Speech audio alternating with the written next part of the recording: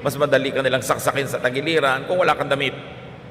And of course, for further humiliation for the convict. So nadagdagan pa ng kahihiyan yung sakit na naranasan. So Jesus suffered humiliation in our place. Why did he have to be stripped? Because we are all stripped naked because of our sins. May mga damit man tayo ay daig pa natin nang naglalakad ng hubo sa mundong ibabaw dahil sa mga kasalanan natin. But Jesus was stripped so He could give us His clothes to give us dignity. So sa kanyang pagkakapako, tayo yung nakaligtas sa pagkakapako, sa kanyang pagkakahubad, ibinigay sa atin yung damit para tayo ang magkaroon ng saplot. We were dignified by the clothes of the Jesus righteousness. Mark 15:25 to 26, it was about 9 o'clock in the morning when they nailed him to the cross. On it was a sign that told why he was nailed there. It read, "This is the King of the Jews." So may karatula na ipinako sa taas ng kanyang ulo, doon sa mataas na bahagi ng krus, ito ang hari ng mga Hudyo. That was the crime. But the irony of ironies, it was also the truth. At dyan pa lang meron na agad tayong leksyon, mga kapatid. Truth could have a high price. Minsan mahal ang ibinabayad para maging totoo, para magpakatotoo. Truth is never cheap. Sometimes we pay dearly just to be truthful, but truth is worth the price. That's why Jesus paid, because truth sets free. Kung hindi si Jesus ang hari ng mga Hudyo, at kung hindi si Jesus ang hari ng mga hari, at kung hindi si Jesus ang hari ng lahat, sino ang magliligtas sa atin? Kaya yung katotohanan na yun ay napakamahal ng bayad dahil buhay niya ang ipinambayad. Jesus, and therefore truth itself, was nailed to a cross to set people free. Naranasan nyo na ba na maitali sa kama kung kayo'y pasyenteng malikot? Naranasan nyo na bang maitali at all for any reason?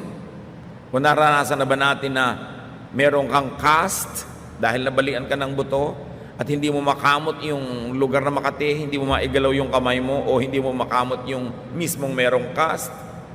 Anong ibig sabihin ng nakapako ka? Walang magagawa ang iyong paa at kamay. Ano man ang gawin sa iyong katawan, ng mga insekto, ng mga tao, ng mga elements, you cannot even help yourself.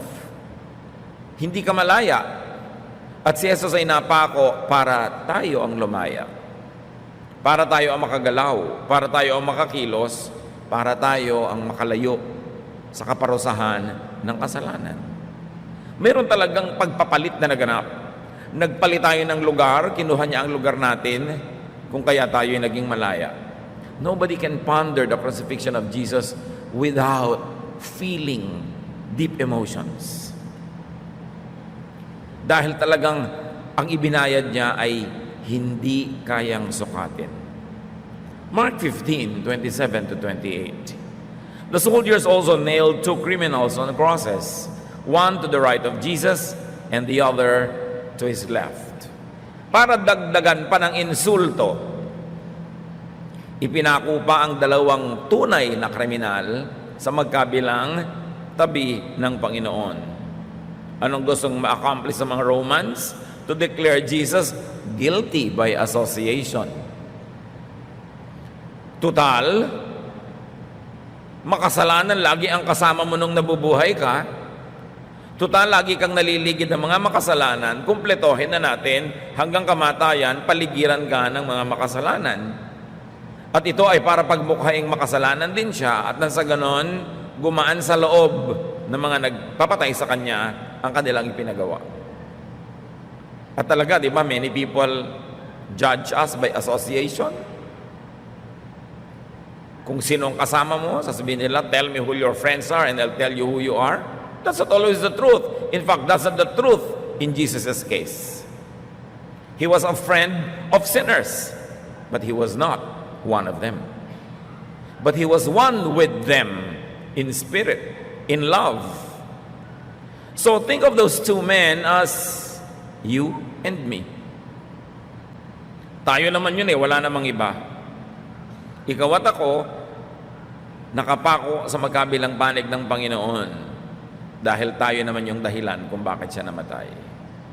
But was Jesus stained by those men? Nabahiran ba siya? Nahila ba siya pababa? No. Baligtad. Napaangat niya yung mga kasama niya.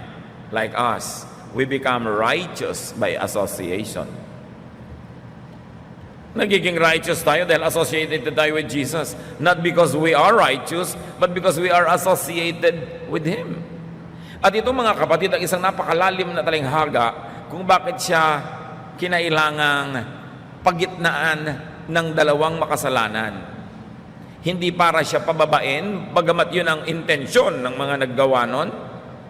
Pero dahil yung mga makasalanan ay nasa tabi niya, sila ang nagkaroon ng pagkakataong umangat. Tulad natin, we are never righteous, ever. But by being associated with Jesus, because of His righteousness, nagmumukha na rin tayong righteous. Sa katotohanan niyan, idinedeklara niya tayong righteous because He paid for our sins. Kaya napakalaking kasalanan na maging self-righteous because nobody is righteous by himself or by herself. Hindi ka pwedeng maging mapagmataas, mayabang na ikaw ay banal, ikaw ay tama, iba ay mali. Kasi kaya ka lang naman natama, hinugasan ka ng dugo ni Jesus. At sa pagtanaw mo ng walang hanggang utang na loob sa kanyang kabutihan, di ka dapat kailanman magyabang. At hindi mo dapat maliitin yung mga inaakala mo'y makasalanan o kaya ay mali at ikaw lang yung tama.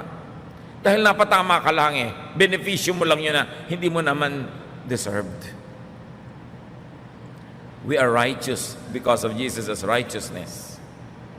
So hindi nila napadumi si Jesus by association. In fact, those two men were dignified by Jesus.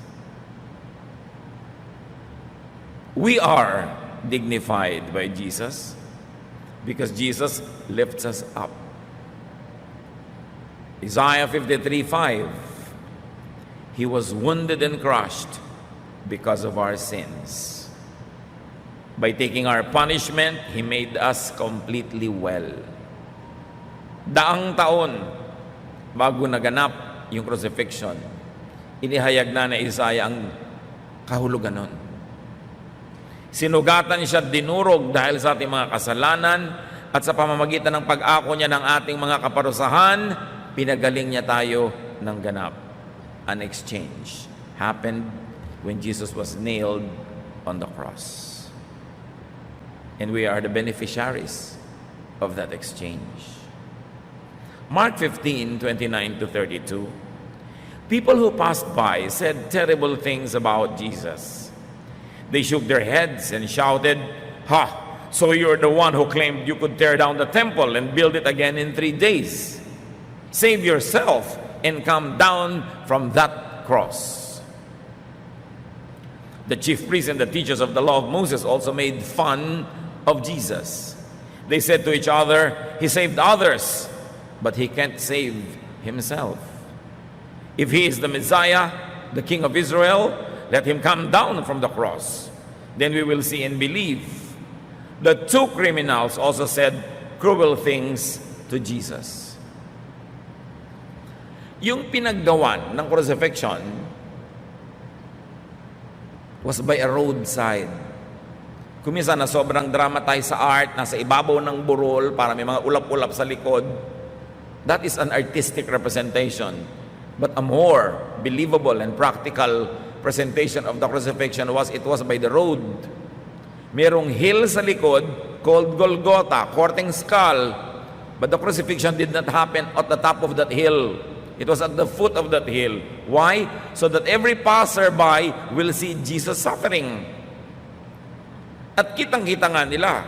Kaya nga nilibak-libak nila. Kung nasa ibabaw ng mataas na burol, paano naman nila madidinig yung mga sinabi ni Jesus to be recorded in Scripture? At paano naman nila mapagwiwikaan ang mga kantsaw nila at mga paronggit kung ganun kataas at kalayo? It was really near the audience as it was meant to be. Everyone had a bad word to say about Jesus. Passers-by, religious personages, And mind you, even the criminals who were crucified with him. And in this account, both of them were saying something bad about Jesus. Walang naawa. Anong malungkot na katotohanan dito, mga kapatid? Sa kabila ng pagiging relihiyoso ng bayang Israel, sa kabila ng dami ng mga propeta nila, sa kabila ng 5 araw, 5 beses isang araw nilang pagdarasal, sa kabila ng pagkabisa nila ng scriptures, centuries of religious practice did not create good character. Centuries of religious practice did not make the people more humane. In fact, centuries of religious practice hardened the people's hearts. At yan din ang kulang sa ating bansa. Centuries of so-called Christianity has not produced good character. Yung religious practice pa nga ang naging excuse para sa ating mga kalabisan. Walang ipinagkaiba yung mga Israelites sa hindi mananampalataya. How does this happen to Christians and even to followers of other religions today? It does happen. Mas relihiyoso pa nga ako minsan, mas malupit, mas masungit, mas mahirap kasama, mas judgmental, mas walang lugar sa puso para maawa, lalo sa mga nagkakasala. At sinasabi pa nila, akala ko ba 3 days, bubuuin mo uli ang templo, bumaba ka muna dyan. Of course, they were quoting a misquote. Misquoted na nga si Jesus sa trial, kinoquote pa nila yung misquote. At sabi nila, He saved others. True. But why don't they remember the truth that He saved others? Now, they are using it negatively. Sabi, nagligtas ka ng marami, ba't di mo iligtas ang sarili mo? Na para bang kasalanan na magligtas ng marami? Masama ba na maghangad ng matuwid na daan? Masama ba na gustuhin niya ng matuwid na daan? Pero tuwing may isang clerk sa City Hall na nagkakasala, tuwing mayroong isang policeman na abusive, sasabihin ng mga tao, yan ba ang matuwid na daan? Para bang sinasabi natin, huwag ka na lang magsabi ng matuwid na daan. Kasi if nagsabi ka niya tuloy, iko-crucify ka because of that. Ginagamit negatively. Di ba sabi mo? Ganon din tayo sa kapwa natin, di ba? Pag sinabing hindi kita papabayaan, tapos biglang eto, hindi ka ngayon maalagaan dahil may kulang talaga siya. Sabi mo, di ba sabi mo, hindi mo ko papabayaan? Bakit natin pinaparusahan yung mga tao na nagsasabi ng mabuti at may intensyon gumawa ng mabuti, lalo sa mga panahon na kinakapos sila, buti nga may intensyon kaysa wala.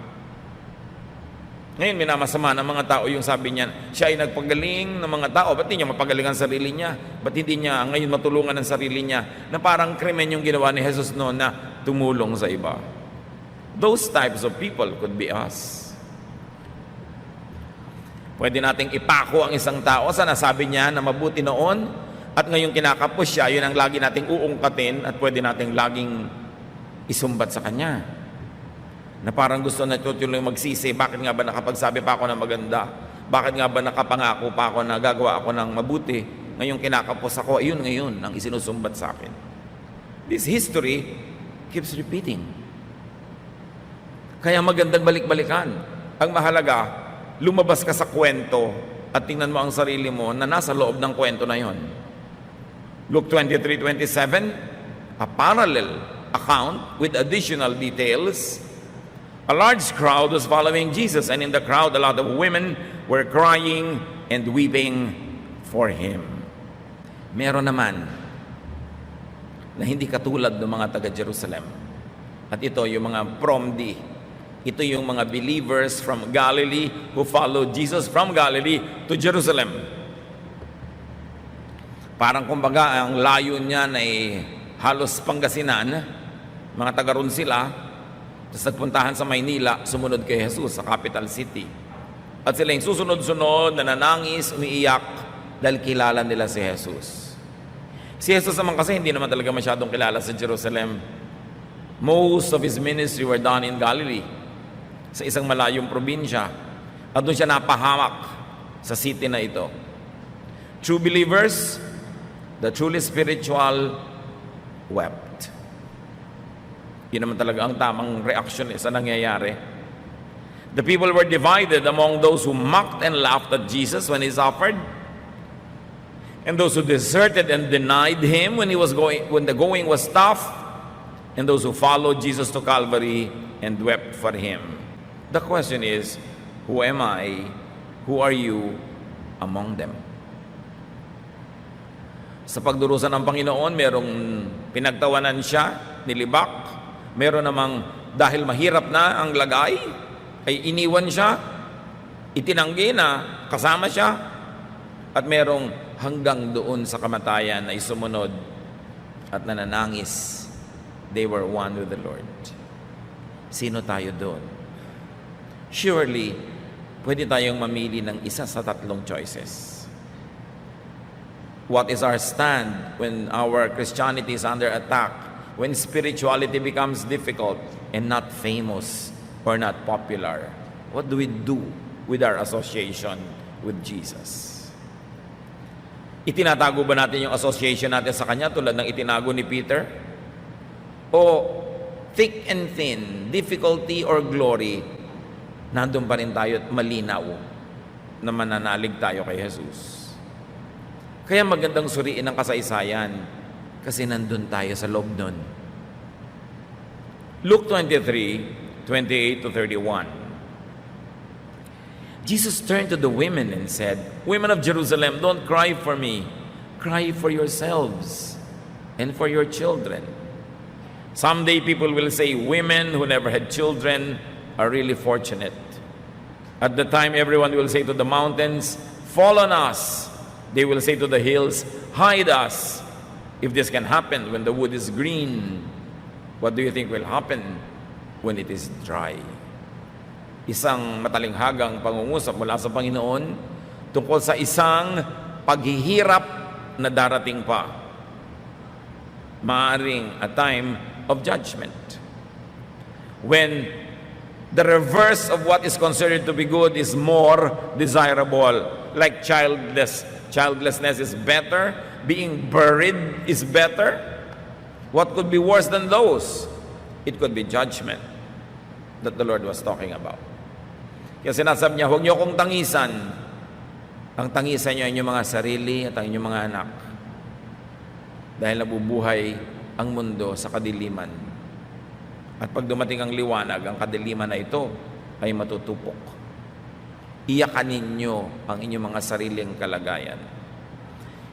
Imagine that Jesus was on the cross, the worst experience that a human being could experience, at least as far as the time in human memory is concerned. Pero sabi niya, mas magaan ang kalagayan ko kaysa kalagayan ninyo.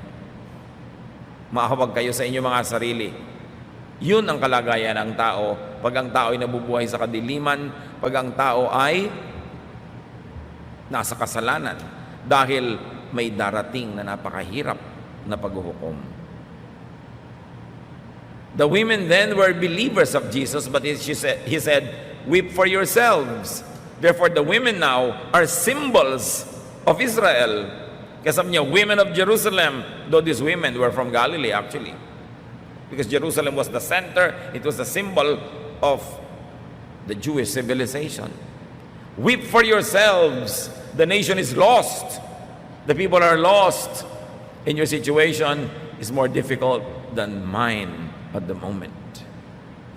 Luke 23, 34 to 35, Jesus said, Father, forgive these people. They don't know what they're doing. Habang nagdurusa, ang Panginoon pa ang humingi ng tawad para sa mga nagpapasakit sa Kanya. You see? This is the only correct and righteous way to react to people's sinfulness and cruelty and errors. To realize that they are spiritually blind. Hindi mo lang pwedeng sabihin na masama ang taong yon. Sasabihin mo, nabubulagan siya, nadidiliman. Ginawan ko na ng mabuti, masama pa ang ginawa sa akin. The normal reaction is magagalit tayo. Pero para pag naisip mong, ganun kadilim ang isip niya na hindi niya makita ang katwiran. Ganun kalala ang talab sa kanya ni Satanas na akala niya tama ang mali. People lack the necessary enlightenment. Wala silang kaliwanagan. Kaya ang dilim, akala nila'y liwanag. Dahil nauunawa ni Jesus ang kakulangan na yon. Ang kahabag-habag na kalagayan ng tao na binulag ng kasalanan at binulag ng religious fervor and blindness, inihingi pa niya ng tawad sa Ama. Sa palagay niyo, pinatawad? Si Jesus ang humihingi ng tawad. Si Jesus ay nagbabayad para yung paghingi niya ng tawad ay hindi naman libre, may bayad. Grabe ang pagmamahal. Para ihingi mo ng tawad sa Diyos ang gumagawa ng mali sa inyo. Anong kadalasang sinasabi natin? Napahamak siya. Nagkasakit sana siya. Malasin sana siya. Or kung banal at nagbabanal-banalan, ipinasa Diyos ko na siya. Anong ibig sabihin nun? Sa Diyos ko pinapadjudge. Actually, judgment pa rin ang gusto mo, di ba? Kaya lang ipinapasa Diyos mo para hindi ka masisi. Pero, hiningi mo ba ng tawad, Lord, patawarin niyo po ang biyanan ko na nagpapahirap sa buhay ko. Patawarin niyo po ang manugang ko. Patawarin niyo yung kapitbahay ko. Patawarin niyo yung pumatay sa anak ko. Patawarin niyo yung sumunog ng bahay ko. Patawarin niyo yung kaibigan kong nangahagaw ng nobyo ko. Sinasabi ba natin yon? Kaya pag sinabi mong ipinapasa Diyos ko na, ang ibig sabihin, Diyos nang bahala magparusa sa Kanya. Pero si Jesus, inihingi niya ng tawad. At binayaran niya yung kasalanan ng mga gumagawa nun sa Kanya at lahat ng kasalanan nating lahat. Anong kahulugan? The world has not stained Jesus. Hindi na bahiran, hindi na rumihan, hindi na mantsahan, hindi na lamatan sa kabila ng lahat. Nanaig, nagtagumpay ang anak ng Diyos. Ang tunay na pananagumpay ay pananatiling maka-Diyos sa kabila ng lahat. Luke 23:39-43. Another detail added by Luke. One of the criminals hanging there also insulted Jesus by saying, "Aren't you the Messiah? Save yourself and save us." But the other criminal told the first one off, "Don't you fear God? Aren't you getting the same punishment as this man? We got what was coming to us, but he didn't do anything wrong." Then he said to Jesus, "Remember me when you come into your power." Jesus replied, "I promise that today you will be with me in paradise." Tanong siguro ng iba, akala ko ba kanina pareho silang may masamang sinasabi? Ba't itong isang ngayon biglang tama ang sinasabi? Well, hindi na ba niya pwedeng baguhin ang isip niya? Take both as biblical and take both as correct and believable and reliable. But time lapsed. Time passed. One of the criminals asked Jesus to remember him. Could he have had the last-minute conversion? Sa Mark, kasama siyang nanglilibak. Sa Luke, nagbagong loob na siya. Merong magandang mensahe dito, mga kapatid. Everyone could change his mind. Everyone could convert. Everyone could see the light. At hindi ba, marami sa atin ngayon na nananalig, taimtim magbasa ng Biblia at faithful magpunta sa church, dati mga kontrabida. Kontrabida siguro kung sino man yung nagdadala sa atin sa Panginoon, kay asawa nyo yan, o anak nyo, o magulang, o kaibigan. Ikaw yung tuligsa ng tuligsa. But you change your mind. Congratulations. Napakaganda nitong istorya nitong lalaking ito na ngayon biglang nagpapaalala na kay Jesus. Sabi niya, "Remember me when you come into your kingly power." And Jesus made the promise, "This day, today, isasama kita sa paraiso." So for that man, death became his door because physical death leads to paradise for believers. Nakabuti sa kanyang napako nung araw na yon. Kasi kung hindi siya magkakaroon ng pagkakataong magbago ng isip at magpaligtas kay Jesus. Kuminsan napapako tayo. Kuminsan dumadaan tayo sa hirap, nakakasakit. Kuminsan nalulugi. Kuminsan iniiwan tayo ng ating mahal sa buhay na pagtataksilan. Kuminsan dinadalaw tayo ng mga dilubyo, hirap. Pero dun sa oras na yun tayo napapalapit kay Jesus. ipagpasalamat yung mga ganong oras. Tulad ng lalaking itong napako, buti na lang kung hindi siya napako dun, mapapalapit ba siya kay Jesus? Kaya tayo mga kapatid, meron din kanya-kanya mga pagkakapako. Pero ilayo nyo ang pananaw, huwag masyadong malapit, kasi pag malapit ang tingin mo, ang konti nang nakikita. When you're too close to the table, you don't see the table. You've got to be far enough to see it in its entirety. Dumadaan ang mga paghirap, kuminsan ang mga pagsubok, ang mga sakit, kabiguan, dahil doon tayo nalalapit kay Jesus. Ipagpasalamat. At samantalahin, dahil wala ka ng kakaya-kaya, wala ka ng kalaban-laban, wala ka ng magawa, wala ka ng choice, napapalapit ka sa Panginoon, pues lumapit. At then, titignan mo yun ngayon, salamat na lang nangyari sa akin yun. Kung hindi ako nabigo nun, hindi siguro ako makikinig ng isang mensahe. Kung hindi ako naiinip doon at hindi makatulog, siguro hindi ko mababasa yung Biblia. Kung hindi pa ako nagkasakit, hindi ako madadalaw ng nagsalita sa akin tungkol sa Panginoon. Things like that. May plano ang Diyos para sa atin. Pero kailangan mag-cooperate tayo sa plano na yon. So, it was paradise that was promised to him.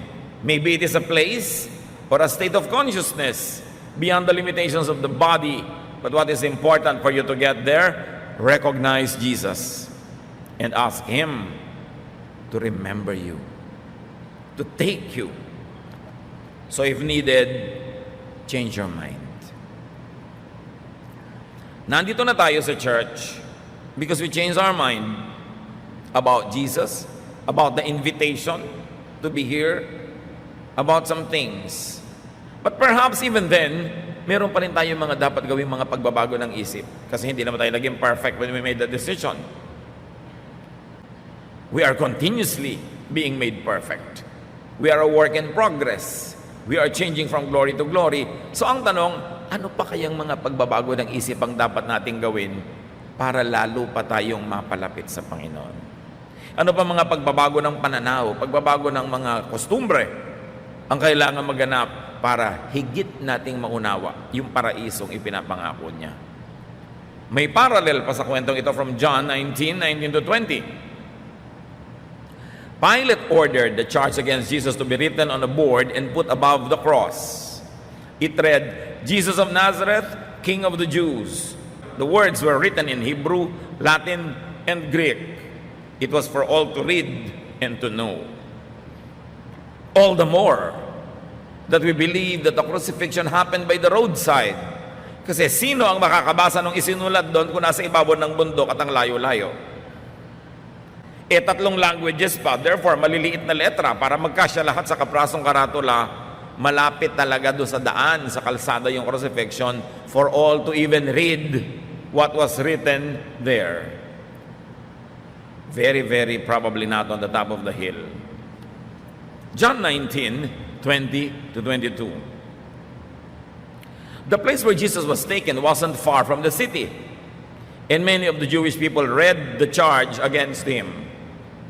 So the chief priest went to Pilate and said, "Why did you write that he is the king of the Jews? You should have written, he claimed to be king of the Jews." But Pilate told them, "What is written will not be changed." Kita niyo mga kapatid, of all people, the Roman governor served as prophet. Sa bibig pa niya lumabas yung katotohanan tungkol kay Jesus. Truth could come out of the mouth of Pilate or a donkey or unlikely spokespersons. Dapat laging bukas ang tainga natin. Hindi lahat ng katotohanan ang gagaling sa mga religious leaders. Maraming katotohanan sa Biblia nang galing pa nga sa bibig ng hayop, sa bibig ng mga bata, sa bibig ng mga makasalanan, at ngayon sa bibig ni Pilate. Lagi ka dapat alert dahil maraming pinagdaraanan ng katotohanan para makarating sa atin. John 19:23 to 24. After the soldiers had nailed Jesus to the cross, they divided up his clothes into 4 parts, another parallel account, one for each of them. But his outer garment was made from a single piece of cloth, and it did not have any seams. The soldiers said to each other, let's not rip it apart. We will gamble to see who gets it. This happened so that the scriptures would come true, which say, they divided up my clothes and gambled for my garments. The soldiers then did what they had decided. So pinagsugalan ang damit ng Panginoon, which by itself is another message. Yung mga layer-layer ng suot niya, yung outer garment niya na walang tahi, walang sulse, one piece of cloth. It was a seamless one-piece cloth, similar to what pilgrims wear even in India, and the pilgrims that go to Mecca. Yung walang tahi, kaya nakapulupot lang sa kanila yung mga telang ito. Matanda ang pinagmulan ng kaugalian nung ganun mga kasuotan. John 19:25-27. Jesus' mother stood beside the cross with her sister and Mary, the wife of Clopas. Mary Magdalene was standing there too. When Jesus saw his mother and his favorite disciple with her, he said to his mother, "This man is now your son." Then he said to the disciple, "She is now your mother." From then on, the disciple took her into his own home. Nabanggit ang kapatid ni Maria, na nanay ng Panginoon. So may tatlong Maria noon. Si Maria na asawa ni Clopas, si Maria Magdalena, at Mariang ina, plus other women. So many people were there. Very especially John, the beloved disciple, was there. And no wonder he was the Lord's favorite. He was there at the foot of the cross during those crucifixion. Ibig sabihin talagang malapit ang kanyang loob, while the other disciples were looking from afar, safely distant. Pero pansinin niyo mga kapatid, nakabaon ang mga pako sa mga buto, laman ng Panginoon. Inaapoy siya ng lagnat, which is going to happen when you have this kind of infection and dislocation of your joints. Nahihirapan siyang huminga dahil nakalaylay ang kanyang katawan, hila-hila lang ng kanyang dalawang brasong nakapako, kaya ang kanyang mga baga ay napipisa ng bigat ng kanyang katawan. Mahirap huminga. May mga sugat pa siya sa ulo at sa buong katawan, binugbog pa siya, hinampas pa siya the night before and that same morning also. Nagbuhat pa siya ng krus, walang tulog magdamag mula nung Lord's Supper. You can imagine the suffering that Jesus was going through, and at the same time, he was securing Mary, the mother. Ibinibili niya kay John, the most beloved disciple, "O ngayon, ituring mo na siyang nanay mo." At sabi niya kay Mary, "Wala ngayon, ituring niyo na siyang inyong anak." Why? Because Jesus was the firstborn, siya ang panganay, at tungkulin niyang alagaan ng kanyang ina, at ngayong mamamatay siyang hindi na niya magagawa yon, at least on earthly dimensions. Inayos niya na mapalagay sa mabuti ang matanda, at pati naman si John na walang ina, nagkaroon tuloy ng ina. Nagdurusa, nag-aagaw buhay, iniisip pa rin ang kapakanan ng iba. And if Jesus would do this to Mary, the mother, the least that we can do, believers of Jesus, is to respect Mary and to respect her memory. We are to honor her. All generations will call her blessed. Hindi ko maintindihan yung maraming born-again Christian na walang ginawa kundi pagtawanan, libakin at baliwalain si Mary. Mary is important. The mother of Jesus on earth was very important, and Jesus loved her. So should we. But of course, worship belongs only to God. And we should pray only to God in the name of Jesus. Pero hindi natin dapat binabaliwala ang alaala ng napakahalagang babaeng ito. Hindi ko man nagba-Bible study ka, nagba-Bible ka, born-again Christian ka, magiging lapastangan ka kay Mary. We should not do that. Pero may isa pang lesson para sa atin mga kapatid. Value your family. Sila ang nandyan hanggang huling sandali. Kung yung family mo man, biological family, o nilikha mo because of your close relationship with them, yun ang pamilya mo, value your family. So why did Jesus have to be crucified? Yan ang tanong natin sa simula. Why did he have to suffer terribly? Jesus had to be crucified and to suffer so he could be at Calvary with the two criminals. So he could be at Calvary with us and take us to paradise. Take to paradise those who would believe and ask Him. Kung nanatili si Jesus sa langit, hindi bumaba sa lupa at hindi nagpunta sa Kalbaryo, paano tayo magkakaroon ng contact sa Kanya? He made heaven accessible. Not by asking us to climb to heaven on our own because we could not. Even there are the 10 commandments. Lalong humirap, lumapit sa Diyos, hindi dumali. Hindi tayo inutusan ng Panginoong akyatin ang langit, dalhin natin kaya, bumaba ang Kanyang anak. Na siya namang dapat natin gawin. Bumaba tayo sa mga tao, kung saan sila naroon, kung paano nila mauunawaan ang salita ng Diyos, kung paano natin maipapaliwanag in their terms, in their area, in their language, we should do it. Hindi yung pipilitin natin sila ang magkandahirap umakyat para tayo marating. Hindi ganun ang halimbawa ng Panginoon. Siya ang lumapit. Jesus had to be crucified.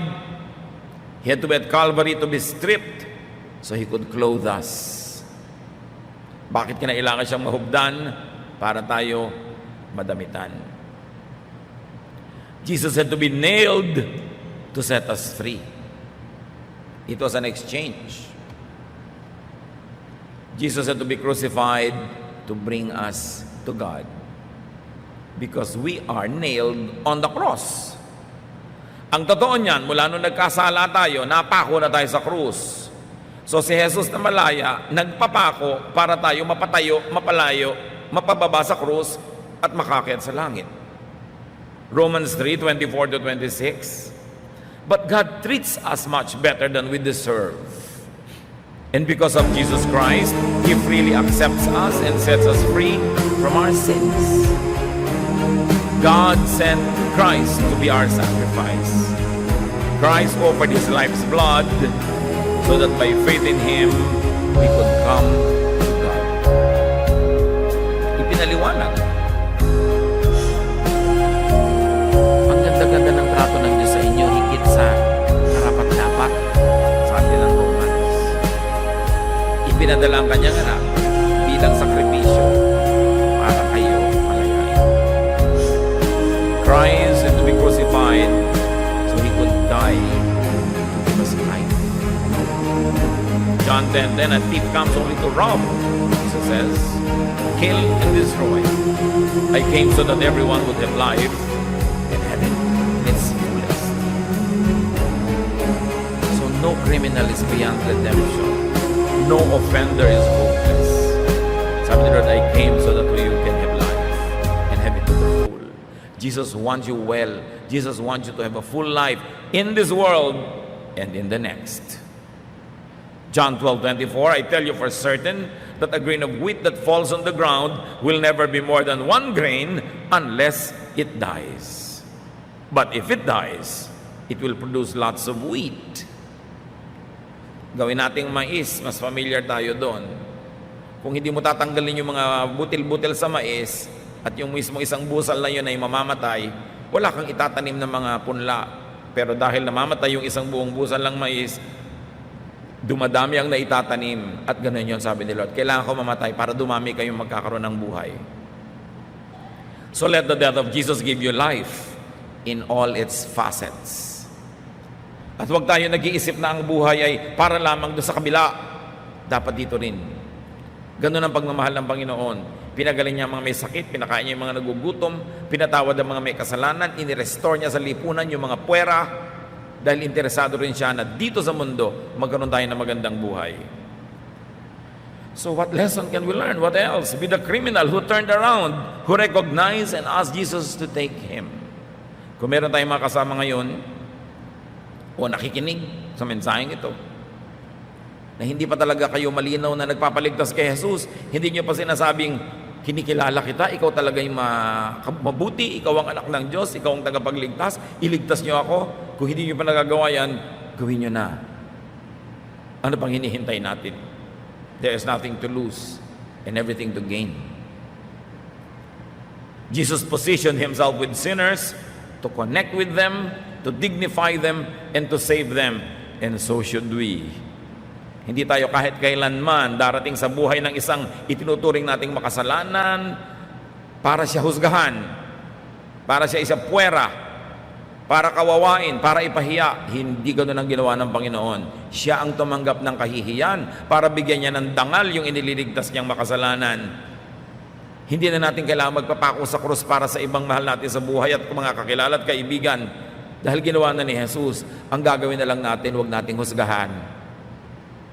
Huwag nating kawawain, ilapit natin sa Panginoon sa pamamagitan ng ating pag-ibig. Love is the greatest argument for Jesus. So talk with Jesus. Ask Jesus to take you to paradise with Him in the next life. And if you have done that already, ask Him to take you to paradise now, here. Because Jesus also cares for this side of eternity. Have the kingdom of God within you now. And take your loved ones to Calvary so they could meet Jesus, believe, and they themselves could ask Jesus to take them to paradise. Huwag na tayong malungkot dahil sa kamatayan ng Panginoon. Salamat naman at lumipas na yun, at salamat naman at nabuhay siya muli. Malungkot na lang tayo para sa ating mga sarili kung hindi pa tayo nakikinabang sa kamatayan na yun. At malungkot tayo para sa mga kilala at mahal natin sa buhay. Sabi niya, women of Jerusalem, do not weep for me. Weep for yourselves and weep for Jerusalem. Do we weep enough for the people in our families, in our neighborhoods, in our circle of friends, to the point of really consciously, lovingly bringing them to Christ? Alam natin ang choices. 2 men were beside him that day. One asked to be saved, one did not. Or at least there is no record that he did. The same choices are available to people now. They can ask Jesus to save them, or they can ignore Jesus. We must make the choice available to people we know. Hindi tayo makakapagpasya para sa mga tao, pero at least bigyan natin sila ng pagkakataong magpasya sa pamamagitan ng malinaw at mapagmahal na pag-aalok sa kanila. Natanggapin nila ang Panginoong Jesus. Bring people to Bible studies. Bring the Bible to them. Bring them to church. Share salvation with them. Imbes malungkot, let's turn this emotion into something positive and make the death of Jesus give birth to many lives. Bawat tayong tao'y may misyon. Una, kilalanin ang Panginoon, at pagkilala na ay ipakilala siya. This never changes. The forms of songs we sing, the style of worship we do, the versions of Bible we read can change, but the basic truth will never change. We are sinners, and because of that, we're going to be judged. Jesus took the judgment and the punishment so we can be free. Nothing can change the truth. At dapat natin lagi itong ipamuhay at laging dali ng mga tao sa piling ng Panginoon. What are we doing to make the death of Jesus benefit more people? Hindi natin dapat solohin. Dapat nating ipamalita, ituro. May kanya-kanya tayong crowds, may kanya-kanya tayong paraan, may kanya-kanya tayong technologies, may kanya-kanya tayong skills. Whatever it is that God gave you, use it to extend His kingdom on earth and to bring people to Christ. Dear God, we thank you that your Son Jesus died for us.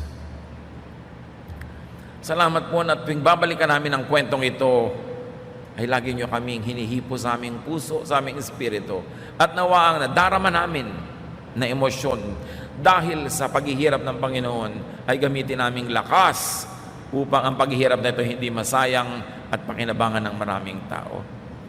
Pakita nyo sa amin, Panginoon, kung paano pa kami lalago sa aming personal na espiritualidad, at lalo naman, bigyan nyo kami ng hamon na araw-araw, lagi na, to bring people to Jesus.